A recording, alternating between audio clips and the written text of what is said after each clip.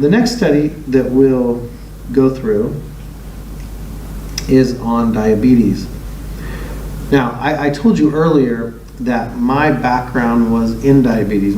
I lectured at Oklahoma State University. I was an adjunct faculty member at Oklahoma State University, St. Petersburg College, talking about diabetes and the effects on the body. My greatest desire was not just to keep people with their toes and feet, but was to help their whole body in preventing diabetes, period. Now, here is a study showing supplementation of hydrogen-rich water improves lipid and glucose metabolism in type 2 diabetes mellitus and IGT, or impaired glucose tolerance.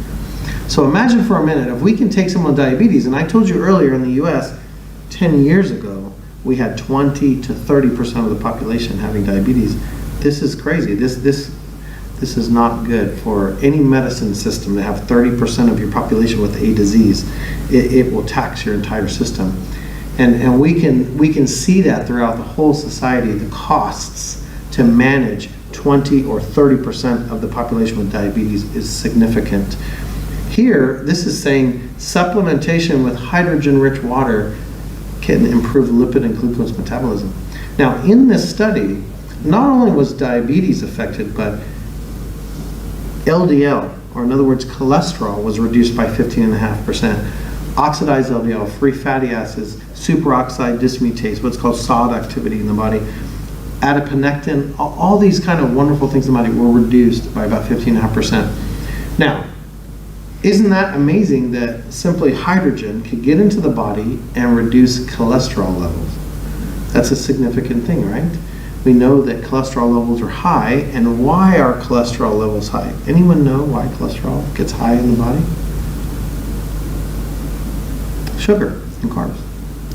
So sugar consumption and carbohydrate consumption increases oxidants in the body, and the body responds by putting cholesterol into the veins. Why? Because of inflammation. Sugar and carbs cause inflammation in the blood and in the tissues.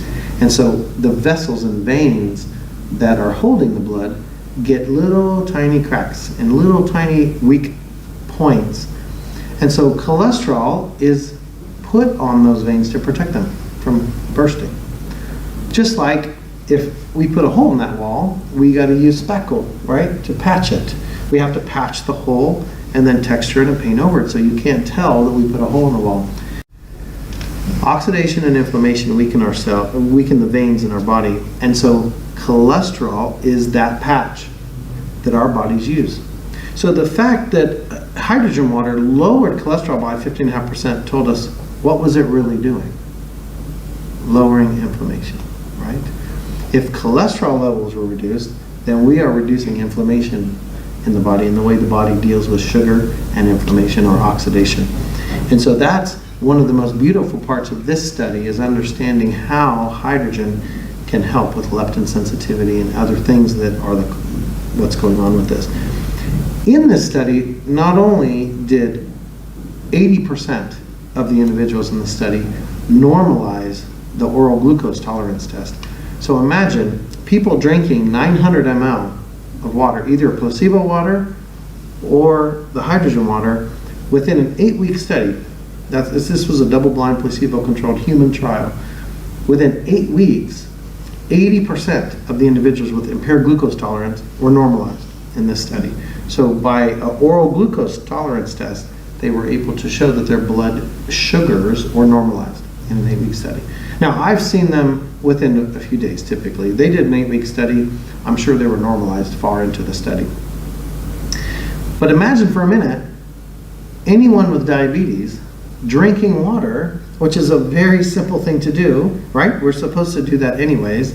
But having water that's clean and having water with hydrogen in it, being able to actually change the sugar levels in their blood is so significant. And so you can imagine me, this is why this is my favorite study, all those years ago going, wait a minute, holy cow, this is what I've been looking for, a way to help people, not just keep their feet, but actually help their entire body. So it's very, very special for me when we found this. This study was done in 2008. So right around the same time as the other study that was talking about selective antioxidant nature. And that was when I was right in the heart of trying to figure out what was going on with all of the hydrogen.